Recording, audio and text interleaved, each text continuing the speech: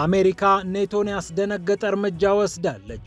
የአሜሪካ የውጭ ጉዳይ ሚኒስትር የሆኑት ማርኮ ሩቢዮ በኔቶ ወሳኝ ስብሰባ ላይ አልገኝም ማለታቸው እያነጋገረ ይገኛል። የመከላከያና የውጭ ጉዳይ ሚኒስትሮቹ የኔቶን ስብሰባዎች እያመለጡ ያሉበት መንገድም ብዙዎችን አስገርሟል። በዚህ ጉዳይ ላይ ሚኒስትሮች ወጥተዋል፣ እንመለከታቸዋለን። ይህ እንዳለ ሆነው የአሜሪካው ፕሬዝዳንት ዶናልድ ትራምፕ ጌራልድ ፎርድ የተሰኘውን ግዙፍ የጦር መርከብ ወደ ምዕራብ እስያ እንዲጓዝ አድርገውታል። ኢራንን ለማስጨነቅ የሚላኩ መርከቦች እየጨመሩ ባሉበት በዚህ ሰዓት ነው ጌራልድ ፎርድ ፊቱን ወደ ኢራን ያዞረው። በቬንዙዌላ ላይ ጥቃት ከሰነዘረ ከአንድ ወር በኋላ ጌራልድ ፎርድ ወደ ኢራን መሄዱ ትራምፕ በጉዳዩ ላይ አምርረዋል ወይ የሚል ጥያቄ እንዲነሳም አድርጓል። ይሁንና ይህ የጦር መርከብም ሆነ ሌሎች የጦር መርከቦች በግብፁ ስዊዝ ካናል አድርገው በባቤል መንደብ አልፈው ወደ ኢራን የሚጠጉ ከሆነ ግን ኢራን የተለያዩ አማራጮችን በማሰብ መርከቦቹ እንዴት እዛው መቆም እንዳለባቸው ልታደርግ እንደምትችል በርካታ ወታደራዊ ባለሙያዎች እየገለጹ ይገኛሉ። ይህ እንደተጠበቀ ሆኖ አሜሪካ ወደ ኢራን በሚስጥር ያስገባቻቸው የስታርሊንክ ሳተላይት መቀበያዎች ጉዳይ መነጋገሪያ ሆነዋል። በሺዎች የሚቆጠሩት እነዚህ የሳተላይት መቀበያዎች ከኢራን አመጽ በፊትም በኋላም እንደገቡ ነው የታወቀው። አሜሪካ በኢራን ገና ያልጨረሰችው ስራ እንዳለ አመላካች ነው ተብሏል።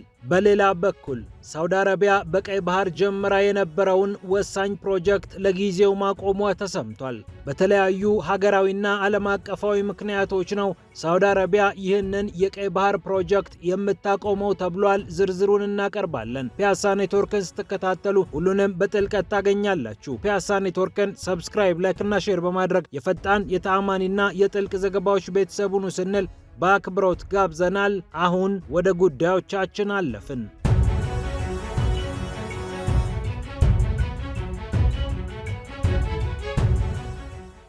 የአሜሪካው የውጭ ጉዳይ ሚኒስትር ማርኮ ሩቢዮ ዩክሬንን እንደግፋት ባሉ የአውሮፓ መሪዎች በሚመራው ስብሰባ ላይ ሳይገኙ ቀርተዋል። በሙኒክ የጸጥታ ጉባኤ ለመገኘት ወደ ጀርመን ያቀኑት ማርኮ ሩቢዮ ወሳኙን ስብሰባ ዘለውታል ተብሏል።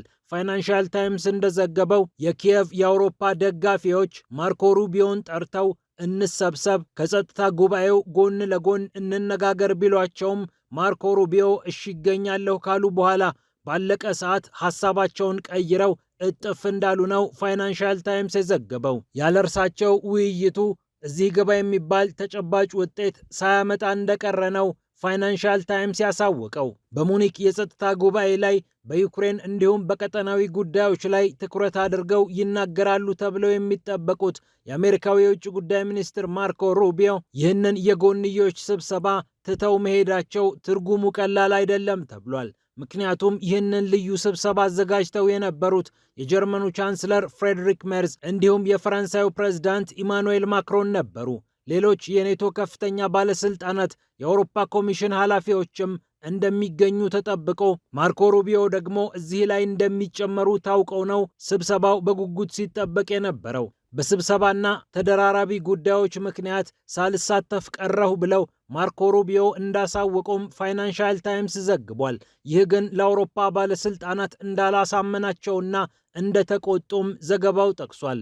ሲጀመር የአውሮፓ መሪዎቹ የአሜሪካውን ማርኮ ሩቢዮ ማግኘት የፈለጉት በዩክሬን ጉዳይ የሚደረጉ ንግግሮችን በተመለከተ ለዩክሬን የሚያደላ ነገር መኖር አለበት፣ ቢያንስ ፍትሐዊ ሰላም መምጣት አለበት በሚል ማርኮ ሩቢዮንና ሀገራቸውን ለማሳመን አስበው ነበር ስብሰባውን የፈለጉት። የአውሮፓ ባለስልጣናት የሚገኙባቸውን ስብሰባዎች አይተው እንዳላዩ እያለፉ የሚገኙት የአሜሪካ ሚኒስትሮች በተከታታይ የኔቶንና የአውሮፓ ተሰብሳቢዎችን ቀጥተዋቸዋል ማለት ይቻላል። የአሜሪካ የጦር ሚኒስትር የሆኑት ፒት ሄግሴት በዚህ ሳምንት በኔቶ መቀመጫ በሆነችው ብራሰልስ ሊደረግ ቀጠሮ የተያዘለትን የመከላከያ ሚኒስትሮች ስብሰባ ሳይሳተፉ ቀርተዋል። ራሳቸው ማርኮ ሩቢዮ በታህሳስ ወር የኔቶ የውጭ ጉዳይ ሚኒስትሮችን ስብሰባ አልተሳተፉም ነበር። ማርኮ ሩቢዮ በወቅቱ እንዲህ ብለው ነበር የተናገሩት። እኔ የአሜሪካን ብሔራዊ ጥቅም ለማስጠበቅ እንጂ የአሜሪካ ግብር ከፋዮችን በማይሆን ወሬና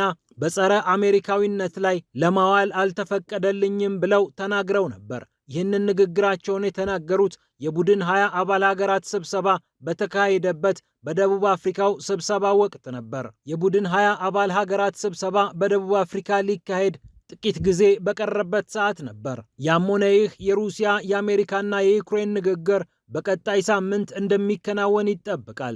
ስዊዘርላንድ ደግሞ ንግግሩን እንደምታስተናግድ ይጠበቃል። ከ3 ቀን በኋላ የሚዘጋጀውና ለ2 ቀናት የሚኖረው ይህ ንግግር በሩሲያ በኩል ተረጋግጧል። የክሬምሊን ቃል አቀባይ የሆኑት ዲሚትሪ ፔስኮቭ አዎ እንገናኛለን፣ እናወራለን ብለዋል። የአውሮፓ ባለስልጣናት ሩሲያን በቀጥታ እናናግራት እያሉ የሚገኙ ቢሆንም አሁንም የአሜሪካ ጥገኝነት አልለቀቃቸውም እና አሜሪካ ደግሞ ልባቸውን አይታ እያገለለቻቸው እየናቀቻቸውና ጀርባ እየሰጠቻቸው ያለ ይመስላል። የአሜሪካን ምክር ሰምተው ጀርባ የሰጧት ሩሲያን እንዳይተዋት ወሳኝ ሆነችባቸው። እንዳያቅፏት ደግሞ የተናገሩት ነገር ትዝ ብሏቸው ውርደት ሆኖ ታይቷቸዋል።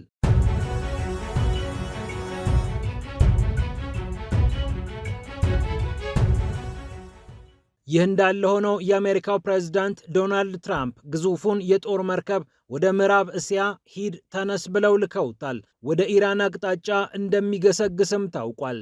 ጌራልድ ፎርድ ይባላል። ይህ ግዙፍ የጦር መርከብ ሲጀመር በመካከለኛው ምስራቅ ነበር። በኋላ ወደ ካሪቢያን ተጓዘ።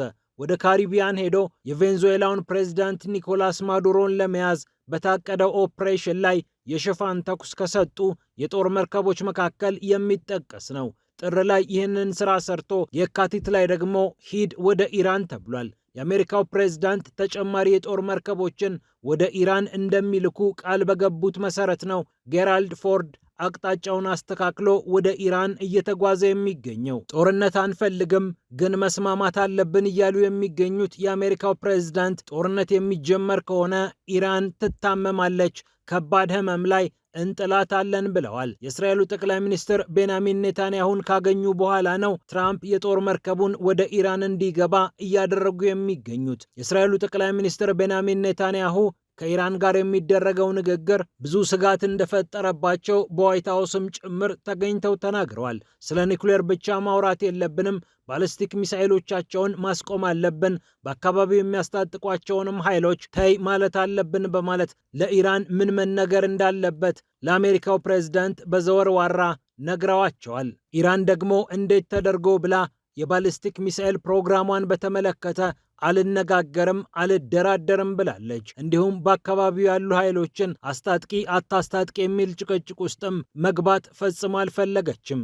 በቴህራን በኩል እየተሰጡ ያሉ ምላሾች እንዳመጣጡ እንመልሰዋለን የሚል ቅኝት አላቸው። በጥንካሬ በኃይል እንመልሰዋለን፣ ከጠላት የሚመጣ ችግር ካለ እንጋፈጠዋለን እያሉ ይገኛሉ። የኢራን የመከላከያ ካውንስል ጸሐፊ የሆኑት አሊ ሻምካኒ ለአልጀዚራ እንደተናገሩት ኢራን በሚሳኤል ፕሮግራሞቿ ላይ በምንም አይነት ሁኔታ አትነጋገርም። ምናልባት ኢራን ከከፋ የሆርሙዝ ሰርጥን በመጠርቀም ኃይሏን ልታሳይ እንደምትችል ብዙዎች እየሰጉ ይገኛሉ። አሁን ላይ እየተንቀሳቀሱ የሚገኙት የአሜሪካ የጦር መርከቦችም በስዊዝ ቦይ አድርገው ቀይ ባህርን አልፈው ባቤል መንደብን ታከው መጓዛቸው ስለማይቀር በየመን ካሉ ኃይሎቿ ጋር በመተባበር ኢራን ከፍተኛ ጥቃት ልትፈጽም እንደምትችል ይጠረጠራል። የባሊስቲክ ሚሳኤል እና የድሮን ፕሮግራሟ አሁንም ለአካባቢው ስጋት ሆነዋል ይላሉ አሜሪካና እስራኤል። ይህንን የስጋት አቅሟን ኢራን ልትጠቀምበት እንደምትችልም ይጠበቃል። ያ ማለት ግን በአሜሪካም በእስራኤልም ከፍተኛ ምት አያርፍባትም ማለት አይደለም። ይሁንና የምትሰጠው ምላሽም ቀላል ስለማይሆን ቀጠናው ከፍተኛ ስጋት ውስጥ መውደቁ እውነትነት ያለው ይመስላል።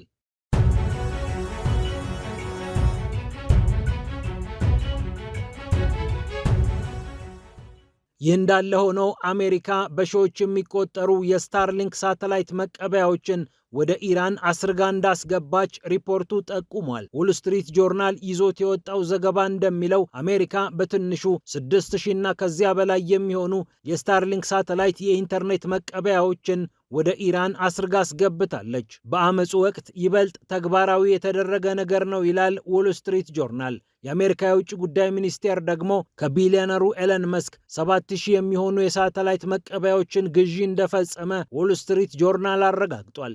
ከዚህ ውስጥ 6000 የሚሆነውን ወደ ኢራን እንደላከ ነው የታወቀው። ኢራን በአመፁ ሰዓት ኢንተርኔቱን ድርግም አድርጋ ስላጠፋችው አሜሪካ በቪፒኤን አማካኝነት ኢንተርኔት ተጠቅማችሁ ተገናኙ፣ በኢራን መንግስት ላይ አብሩበት ብላ ስታበረታታ የነበረ ቢሆንም ኢራናውያን ቪፒኤኖችን በቀላሉ እንዲጠቀሙ ስታደርግ የቆየች ቢሆንም የኢንተርኔት አገልግሎቱ ሙሉ ለሙሉ በመዘጋቱ ምክንያት ስታርሊንክ ሳተላይት አስፈልጎ መቀበያውን ወደ ኢራን ለመላክ ተገዳለች ዋሽንግተን።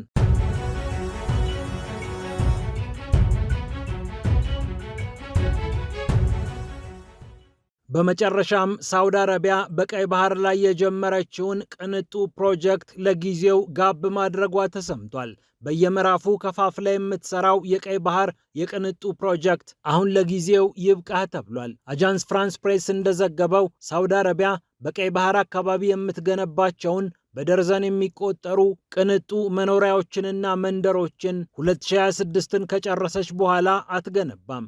81 ቅንጡ ሪዞርቶችን በቀይ ባህር አካባቢ ለመገንባት እቅድ ይዛ የነበረችው ሳውዲ አረቢያ አሁን 27ቱን ካጠናቀቀች በኋላ ለጊዜው ይብቃኝ ብላ እርፍ እንደምትል ሬድሲ ግሎባል የተባለውን ኩባንያ የጠቀሰው ዘገባው አመላክቷል። አሁን ባለው ሁኔታ የያዝነውን ፕሮጀክት ከጨረስን በኋላ በቀጣዩ ደግሞ ማስተካከያዎችን አድርገን እንመለሳለን ሲሉ የሳውዲ ባለስልጣናት እንደተናገሩ ዘገባው ጠቁሟል።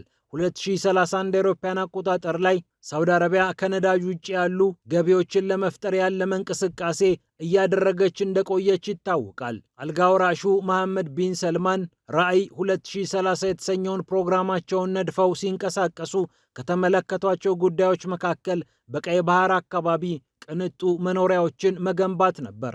ይሁንና የነዳጅ ዋጋና ከነዳጅ የሚገኘው ገቢ መቀነሱ እነዚህን ሪዞርቶች ለመግዛትም ሆነ ለመከራየት ያለው ፍላጎት እንደ ከዚህ ቀደሙ አለመሆኑ ሳውዲ አረቢያ የምታወጣው ገንዘብ ከፍተኛ ከመሆኑ ጋር ተዳምሮ ሳውዲ አረቢያ ለጊዜው እነዚህን ፕሮጀክቶች ያዝ ለማድረግ እንደተገደደች ነው የታወቀው። ኒዮም የምትባል እጅግ ቅንጡ የሆነች ዘመናዊ ከተማ ለመገንባት ከፍተኛ እንቅስቃሴ ውስጥ የነበረችው ሳውዲ አረቢያ ይህንንም ጋብ እንዳደረገችው ሲነገር ቆይቷል። የሳውዲ አረቢያ የፋይናንስ ሚኒስትር የሆኑት መሐመድ አልጀዳን ለዓለም የኢኮኖሚ ጉባኤ ስዊዘርላንድ ዳቮስ ተገኝተው ሲናገሩ አንዳንድ ጊጋ ፕሮጀክቶቻችንን ለጊዜው መቀነስ ይኖርብናል፣ አንዳንዶቹን እናዘገያቸዋለን ብለው ቃል በቃል መናገራቸው የሚታወስ ነው። ሳውዲ አረቢያ ባለጸጋ ቤተሰቦች ጋር እየሄደች ገንዘብ አዋጡ፣ ኢንቨስት አድርጉ እያለች ስትወተውትም በተወሰነ ደረጃ ጫና ስታሳድርም እንደነበር ዘገባዎች ይጠቁማሉ። ፒያሳ ኔትወርክን ስትከታተሉ ስለቆያችሁ ክብረት ይስጥልን ብለናል። ፒያሳ ኔትወርክን ሰብስክራይብ፣ ላይክ እና ሼር በማድረግ የፈጣን የተአማኒና የጥልቅ ዘገባዎች ቤተሰቡን ስንል በአክብሮት ጋብዘናል። ሰላም ለዓለማችን።